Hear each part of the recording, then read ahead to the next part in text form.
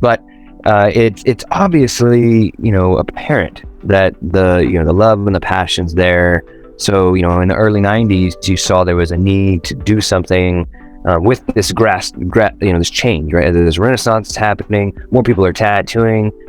This is all starting to get the attention of our government, right? They have to start obviously employing their purpose of public health and safety. But because there was no representation for the industry or even a repulsion from it, there was an organization founded that needed to step in and fill that void. And I believe you were there from the beginning.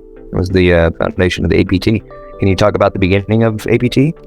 You bet. And I can't take credit for the formation. That I was in the first year. I'm the 112th member, and that happened, in 1992. And I was with Julie, but a group of concerned tattooers like, Pat Sinatra and Mick Beasley. Dr. Chris Sperry was involved, and there was a handful of tattooers that formed the APT, and realized, and it's something else that I witnessed, starting in '87. I mean, you talk about the mid '80s. The health and safety standards changed enormously, right? Some people, you see the old pictures of Greg Irons tattooing, without gloves, and tattooers were not alone. A lot of dentists, a lot of doctors. I mean, growing up in the late '60s and early '70s, a lot of the doctors weren't wearing gloves. But then along came non-AB hepatitis, which is now known as hepatitis C, and that changed everything. We, few of us noticed that we needed to, put together an organization that was all about preservation of the industry and teaching safe tattooing. And put together the APT, and really, other than national, it was only the only other entity that was involved in a gathering of tattooers on a large scale. And it grew very quickly. It got big, and we have taught safe tattooing in Japan, all over the world, and I really believe that it made tattooing safer. On top of that, the regulatory agencies were also noticing us, because in pre-1990 we were just something that happened in the Bowery or the back alley. So hear no evil, see no evil, and that was going away. Now APT, from the beginning, it's in our bylaws that we are forbidden to start legislation. But when legislation is proposed, we seek to ensure that it's sane and enforceable, which I've seen, I can't tell you how many times on a constant basis since I've been a member. In 1992, legislation come up, bad legislation that we've been able to avert and continue to keep tattooing safe and legal. And, now we've been here for 31 years, which is amazing to me. I mean, I don't know where those decades went, but and throughout those years, we have grown, and we have gone down in membership, and we have grown, and now here we are. It's almost similar to the early '90s when regulators started paying attention to tattooing and trying to regulate it. But this is far more egregious, and I don't want to say egregious, far more serious problem. With REACH in Europe, and what's happening here, and this is probably in my career the most important time for an organization like APT or any other organization where a good number of tattooers can get together and work on things to make sure that we don't end up where the EU is now. And I always believed that because I had seen a time where tattooers did not talk to each other, that whenever we can facilitate a gathering of like-minded tattooers, or even people that aren't like-minded, anytime you get us together and organize, we become less like stray cats and more like an organized group of people that the people that seek to regulate us will actually take our opinion. instead of being dictated to. We're allowed to be part of the process. No, I love what you're saying about people taking you, for what you're coming together and people listening to you. Because I don't know if I want to mention. I don't know if he wants me to mention the name. An older tattooer as well. I've been tattooing similar amount of time as yourself. Talked about tattooing before. Gloves were a big thing, and he commented how he preferred it because he could feel the texture of his client's skin. If it felt clammy, he knew they were going to pass out. He said it was, there's a lot more of an intimate connection there. And when there was, any point of regulation saying you should wear gloves, he's like, but it was the peer pressure. It was his friends going, bro, come on, hepatitis, that's a real deal. That's what got him to put his gloves on. And I think that was the value of APT, was no longer you're not just having this regulatory body telling you something. You got your peers coming together. Now I know there's a lot of hurdles to that. I'm sure when you guys initially, or when they were, especially in the early years, were talking to the men, or talking to the government, and then trying to work together. I know that some have been labeled the tattoo police, and kind of dealt with those hurdles. Before we get into to like today's issues, I'd like to kind of discuss how that was navigated in the early phases during the more successful growth periods, and maybe any like potential real wins you guys had back then. Because I know you recently definitely helped out New Jersey, which we could talk about a little bit, but anything that was like major in those in the 90s and such. Absolutely, and that was quite a common assumption from some people, because we all have to kind of remember who we are. I mean, and I've had this discussion with other people, to get a tattoo, especially in the 80s, you were part of a subculture, right? You didn't really want to be part of anything. We were not joiners. We were rebels. And to do it for a living, you were really kind of out there. You were totally subculture and non-conforming to the rule-making realm of the world. You were a rebel, and you were a carny. You were, and then when that kind of started to switch over, and then APT, the people who formed APT started noticing that, hey man, there's places that are starting to write regulations or outright banning it, like Massachusetts, New York City, Oklahoma, South Carolina. They started to notice that we need to have an active group of people that are trying to subvert bad legislation. And to some tattooers, that seemed, you guys are the tattoo police. And that's why I believe that the people that put together the original bylaws put it in there. We are not by our bylaws allowed to start legislation. We're just not allowed to do it. And at times where legislation was needed, that might have hampered us when we should have acted, maybe. I'm always cautious of legislation, but certainly when legislation comes, and I've seen this so many times, when legislation comes, to have a group of people say, no, we don't need face shields and lab coats. We don't need positive air pressure rooms. I mean, we're not a surgical environment. We are close to a clean environment or a clinical environment.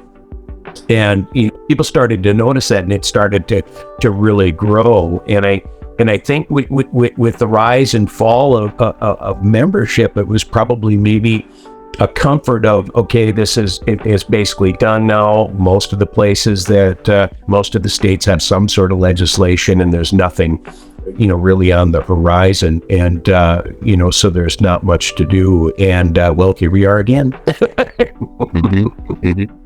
No, I love that analogy of the sleeping watchdog, right?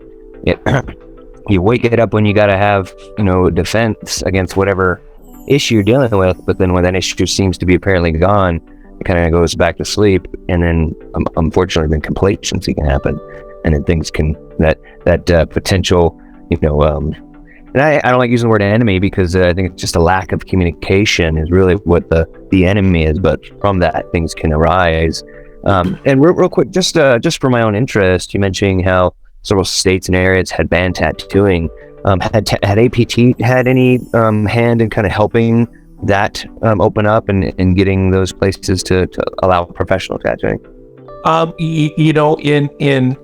For the Supreme Court argument in Massachusetts, we helped fund the amicus brief for that. That, I can't remember who headed that up. Please forgive me. I mean, that was a moment in tattooing, and I'm remiss that I don't remember his name, and I can't remember the year. But I mean, realize that even in the height of APT, we're rather small. I think most members that we had active at one time was around 1,500 or thereabouts. And when you talk about major legislative movements on the federal level or dealing with other states, that's really small. When you talk about lobbyists, a good lobbyist at some periods of the APT's existence would have 1 month's lobbyist fees would empty our coffers. And so we have been active in that case because that was really the watershed. Once the Mass Supreme Court did that, then the other states fell. But certainly we've actually had our board members fly to other states because they were, for example, I believe it was Kentucky, they were trying to make it illegal for tattooers to tattoo over scar tissue. One of our directors went down on his own dime to fight that. I certainly like to see a point where that wouldn't have to happen. I mean, because, we're fully self-funded. But yes, and certainly in my state and many others, most recently in New Jersey, because some of the language in their revisor bill, in my opinion, were impossible to comply to, and we were able to thwart that off. And now there's going to be other committee meetings to try to fix that language. That's awesome. Yeah, I mean, even though you said even at the height it appears small at 1,500, which is is not overly. I mean, in the grand scheme of population, sure, but I think it's more about quality over quantity. Even though maybe 1,500 strong, those 1,500 are very influential, and obviously, if they're willing at that point to kind of go against the status quo and start have communications with regulations, that they've got a lot of sand. They've got a lot of motivation and are willing to put in a fight and really stand up for people, even though they may not get the support. So even though, like I said, it wasn't what you would perceive as a huge thing, which I think 1,500 is a great number, which we're going to work on for this coming year. But I think it was that quality of people involved with it, and that's. I mean, really, without the APT from the 90s, when the Renaissance happened till now, we would have had no representation. We would have had no sort of real unification in our industry or any sort of conversations that make sense for the government, in the sense of when you got to call tattooing, like if you got to call tattooing, who are you going to call? Well, you call APT, like that's what the government believes. I mean, now it's perceived as a credible 31-year nonprofit organization that's been there to safeguard tattooing, make sure it's more professional, teaching health and safety, taking the steps forward from the government and being that liaison. Again, we would probably be still struggling with more strict rules and regulations if APT hadn't stepped in. So, and that's why I've always been honored to know and have it in our industry, and as well as being a part of it. Now, without question, that's true, and I've seen it firsthand, especially here in Minnesota, because almost all the legislation that's been written here, I've been able to thwart bad things about it. I helped craft the legislation after it was introduced, and we find. Not only in Minnesota, but we find that the people that find it necessary to write this legislation are actually seeking our professional advice. And they're very happy to have it, because realize that, on a small level, when you talk about, one of the first pieces of legislation that I helped fix. I'll call it fix because it wasn't my idea. In fact, I was forbidden by our bylaws to start it, but was in the county that my shop's in, which is the largest county in Minnesota. Most of the people there, their health inspectors were restaurant and that sort of facility inspectors. They knew nothing about tattooing at all. And they had put together this, they had done an internet search and had compiled this huge monstrosity of face shields and lab coats and came to me and said, "What do you think of this? You're the president of APT," and they were very, very happy to have an organization to help them whittle it down to be, which is also stated in our bylaws, sane and enforceable, because they don't know. And I think that's a lot of what they're dealing with now. Yeah. Oh, I love that you said that, because I think there's always this misperception that there's some, evil monster in the background going, I'm going to take over and impose all these evil regulations. They're just like, hey, we got to do this job and we need some input. And if you're there to help them, they are. I mean, most people in government from state to federal are just overworked, understaffed, underpaid, and just stressed out. So you stepping in and giving them some guidance is always welcome, especially when we come at them in a professional way. Not get out of here, but hey, we want to help you. You bet. It's certainly changed the image of what I don't want to use us and them, but governmental agencies big in the 80s, outside of flat out ignoring us, kind of viewed us as certainly a sub-element of society, right? Sure. When I first, even in 94, when I first moved to Hopkins, the city fathers were having secret meetings in the back of the Shell station. What are we going to do about this tattoo guy, right? Until they and realized that I didn't deal heroin, right? And there was a club member. I was, a Midwestern kid that grew up in Maple Plain, Minnesota, and I was kind of normal, at least, more normal than they figured I would be. And it's that sort of outreach that I think the APT kind of achieved. And I remember, after I was allowed to open, which I had to fight, they wanted to forbid me from being in Hopkins, but because of the APT and because of what had been happening around the world, I was able to find a legal way where they couldn't deny me. And that would not have happened. I would have just found another town if it wasn't for APT, because I was not on the board at that time, but it was 2 years after APT was formed. They were integral in getting me information that allowed me to be able to open up in Hopkins. And that sort of change, let me assure you, it was not that way in the 70s or 60s or 50s, right? When the governor or the mayor said you weren't going to be somewhere, you weren't going to be somewhere. Right. And because APT was there, I was able to go to the city council, and these are the legal reasons why you cannot deny my application here.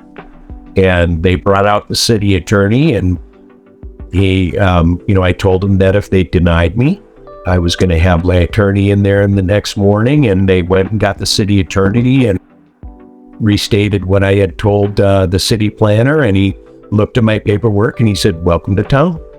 I think that that's a unique perspective from older tattooers, because we have experienced that sort of discrimination. We certainly were not. I mean, now you're kind of a television star if you're a famous tattooer, and even when I started as late as '87, because of I'm a new tattooer the way I look at it, right? But you look at a guy like Nolan, right, and Moses and those guys, when they started, man, the stuff that they had to put up with and the hoops they had to jump through were a whole different level. And with some of this new, MOCRA legislation, I could see that happening again. And I'm I'm willing to do what I can to try to stop being in that position again, because I kind of like being a normal member of society, and do something and have a good time. Yeah, no, and that's where I go back to the shoulders we stand on. You mentioned the shoulders you're standing on. I'm talking about your shoulders that we're standing on. And people don't realize or recognize the benefits that they enjoy today are from the work you did in quiet, the work you did in private, right? The work that you did that no one was aware of. And because of, obviously your humility and personality, you're gonna be like, look what I did for everyone. You just did it and it happened, and now everyone's enjoying it. And I think, though, it's important that we celebrate those, share that with the people that are coming into the industry. And that's why it's so important to remember where we came from, because it's through that hard work that they're enjoying those benefits. But also remember, it was hard work, and that there may be more hard work ahead. Because you're right. I mean, now we're facing kind of an interesting scenario. The tattoo world has changed. We're not a subculture. We're finding ourselves tattooing every demographic. I mean, I think we're tattooing from, from people working at McDonald's to legislators to lawyers, doctors, surgeons, all that. The 2021 IBS World Poll stated the tattoo industry grossed over $1.6 billion. And they said around 46% of the American population are tattooed, with half of that percentage have multiple tattoos. You're getting many tattoos. And that's 2021, and they're projecting for 2025 to be up to 3.3 billion. And we can only imagine the amount of people getting tattooed. So it's no longer something that's subculture. It's almost a part of our culture, and that's obviously getting us a lot more attention, like you said, on TV, becoming celebrities. Tattooers are showing how much wealth they can generate from it. It's becoming a big thing. And so when something becomes big like that, it also requires big, in the government, big oversight. And we're dealing with a federal, and I want to say, a federal bill that is now law, right? And you mentioned M.O.C.R.A. It's the Modernization of Cosmetic Regulation Act. And it's basically a law that has been installed that the all things that are going to be sprinkled, sprayed, applied, injected into the human body are going to be now heavily regulated and or paid attention and scrutinized by the FDA and the Secretary of Health and Human Services. And tattooing is now in our country categorized as an injectable, or our inks are injectable cosmetics, and we fall under that designation. So you mentioned you have your perspective on it, you from then to now, or if you want to kind of share with us your perspective on this new law that is in place, that will be that's in place, that we have a year to contemplate and start to prepare ourselves for. But if you want to kind of talk a little bit to that and kind of dissect it a bit. Yeah, it's something that I've been concerned with for a few years now, and I know the APT has been concerned about tattoo pigment since the inception. This became really a front burner issue with the Dianne Feinstein Collins Senate File 726 is really which was it died in committee. And what it does is it refers to the color additive law, Title 21, and adherence to that. And this is kind of a modified version of it. I was terrified of 726 because, in my opinion, it would have outlawed pigment overnight. Because under Title 21, there are no approved pigments for the use of what they refer to as injection or tattooing. The paradox of that, and I believe that the FDA realizes this because they've been watching this for a long time. APT has been aware that the FDA has been keeping records and reports. They're keeping track of adverse reaction reports. I think it's a requirement in some states that they have to report those. They know that millions of these things are going on every day, and there's not a problem. And when there has been a problem, they have acted. When there was the MTM infections in New York, the non-tuberculous NTM infections, the non-tuberculosidal mycobacterium, which is found in tap water.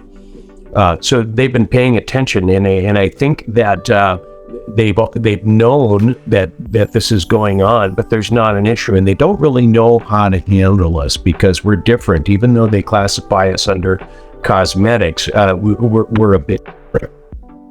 Now, probably about the same time as 726, or maybe even a little earlier, the EU passed REACH regulation and literally outright banned 70% of the usable pigment in the market, specifically phthalo blue and phthalo green, which has been used in tattooing for decades. The efficacy of it in the use of tattoos, you want to talk about human trials. I mean, millions of tattoos a day, people aren't showing up sick, and not only that, but long-term usage. I've got clients that I tattooed 35 years ago, so I know what it's doing in people 35 years later. That's the thing with tattooing. And the problem that they're having, and this was an issue back with the American Environmental Safety Institute's lawsuit against the pigment industry in California back in the 90s. And I was president at that time, and I actually spoke to one of the people that represented that group, suing different companies under Prop 65, which is the Clean Drinking Water Act of California. And the way that they determine if a product, according to California, is harmful is they have daily usage allowances of chemicals within drinking water, and that expanded to just about everything else under the planet. We've all seen this product is known in California to cause, right? We've all seen it, even though we're 1,000 miles away from California, right? But what they do is they determine how much of a certain chemical can be consumed by humans on a daily basis. Well, I think that one of the core problems with some of these agencies and officials is they're trying to apply that standard to tattooing, but what they're doing is they're taking your tattoo and applying it. I don't believe that anybody has truly figured out how many micrograms of pigment stays in the skin after healing, after it exfoliates, and how much stays there. Not only that, they're counting those chemicals and those quantities of chemicals for the rest of your life. So for the average human being, you're talking many thousands of times the dosage that you're being exposed to for a tattoo. I do believe that the EU counts an entire bodysuit of exposure per day, which, of course, the numbers are going to be skewed. So in the EU, they just kind of, because green 7 and blue 15 were not on their list of approved pigments according to cosmetics, or chemicals, I should say, because they classify them as chemicals, not cosmetics.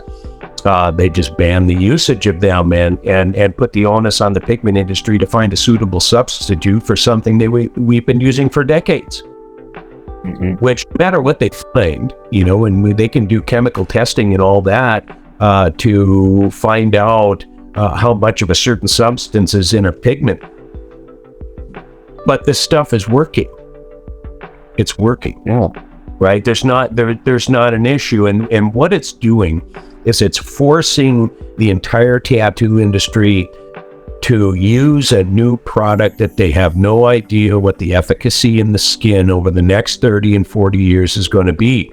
And that has not only to do with the health and safety issue of it, but how it's going to be staying in the skin, or how light fast it is. This is a huge problem, and now that we have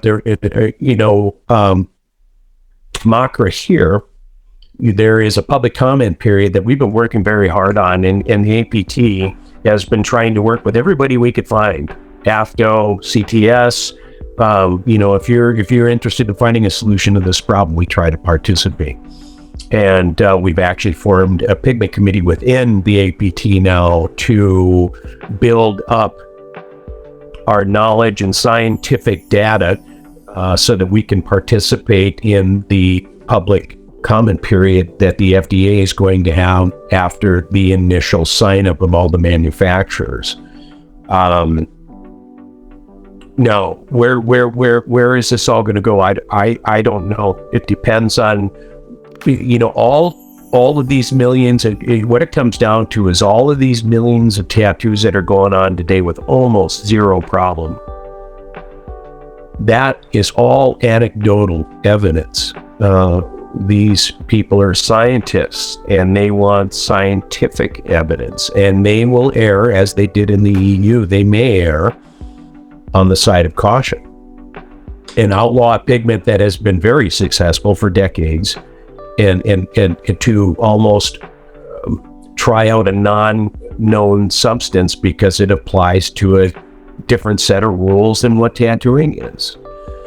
So what we're trying to do is, this is not, it's not like we're fighting legislation, because this is indeed has been said law.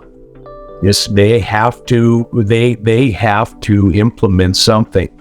No, what still is undetermined is how that law is going to be implemented.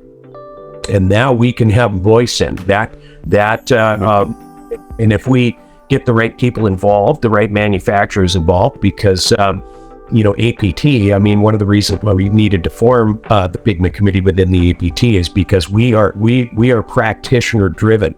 We also support manufacturers, but we are the everyday tattooers advocate.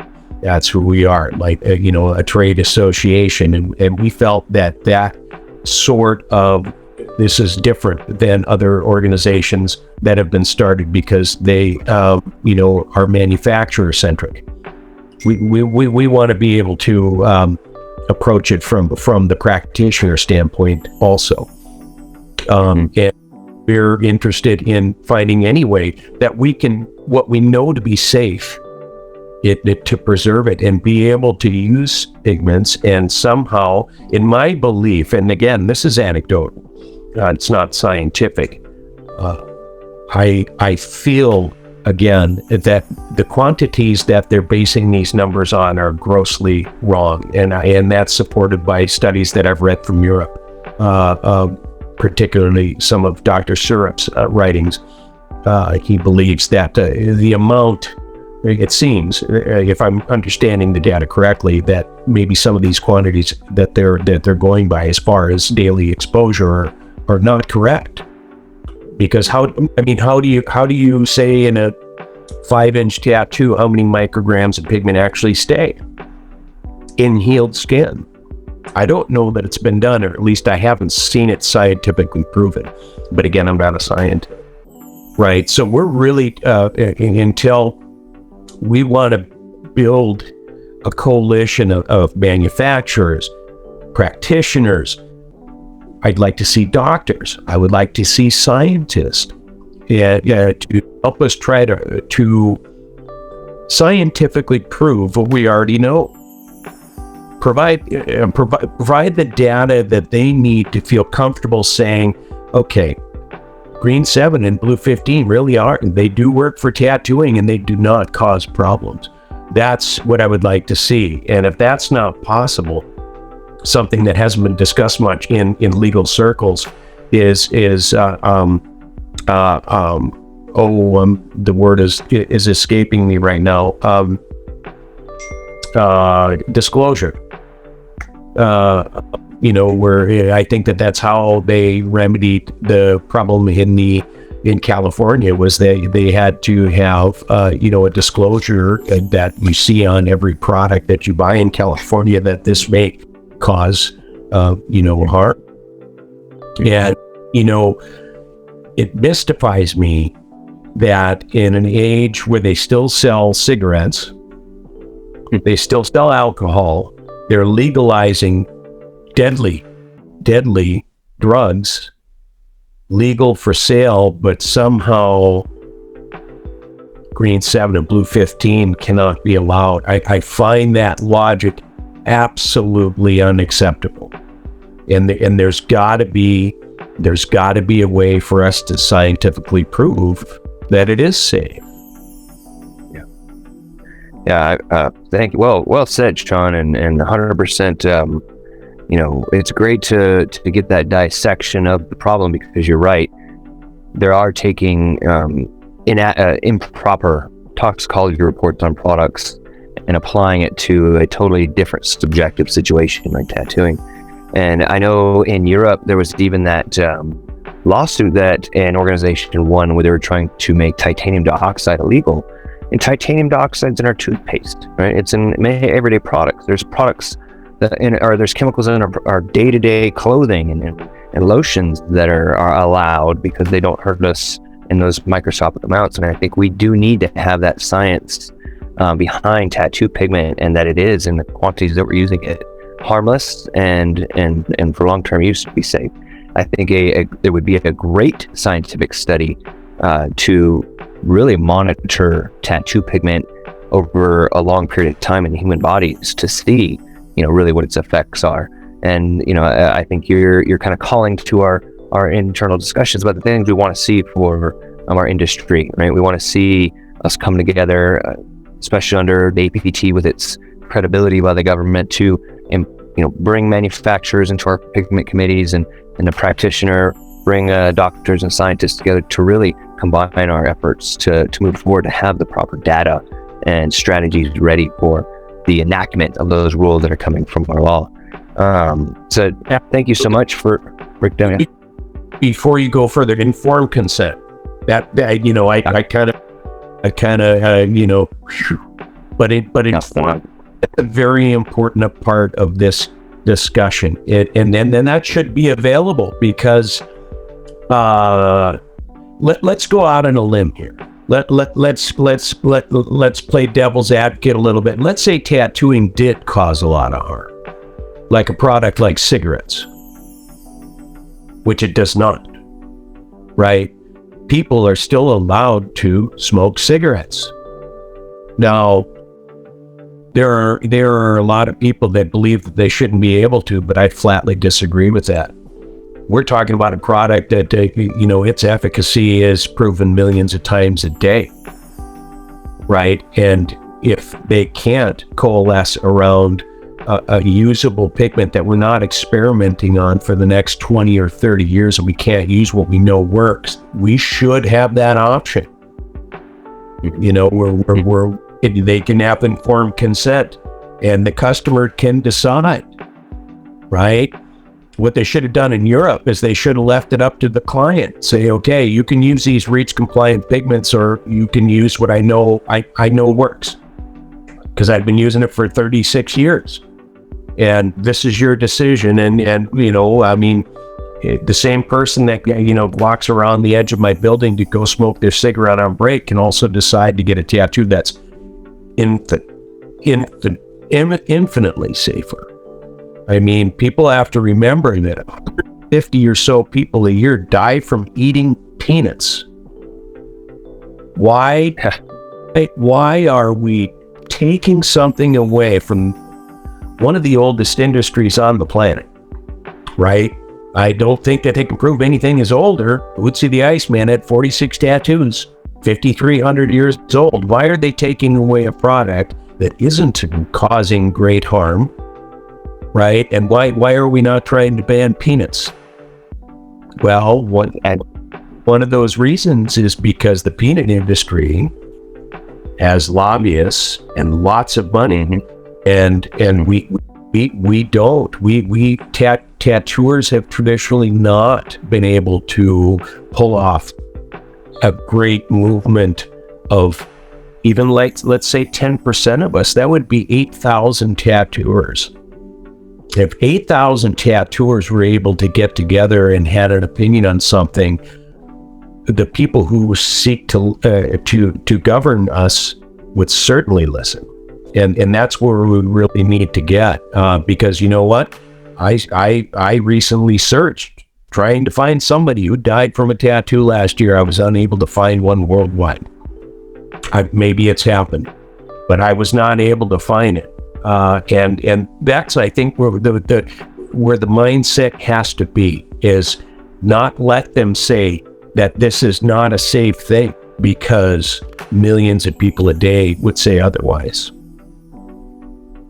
Amazing. Yes, well said, Shahn. Exactly. Why are they able to get away with that? Because they have representation.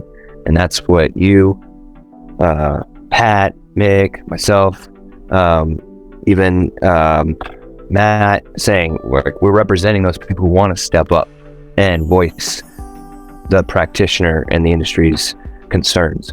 So I think it's so important that people see this and hear about the mission so that they can know what they can do by supporting and joining the APT and other like-minded organizations that are willing to step up for the tattoo industry. All of them. Yeah. Let any time we can manage to get together and try to have a unified voice is a great thing. I've always believed that. That's why I've never missed a membership of APT. I'm a member of the good organizations that I can find, and a unified voice is tough for us, and I don't know why. It's probably the nature of tattooing and the non-conformist. I'm doing something different, and it's a very foreign concept to the vast majority of tattooing, and we need to get beyond that, or else we're going to be told what to do, and we know what we're being told to do is not right. It's not. It's not proving out in the day-to-day lives of tattooed people.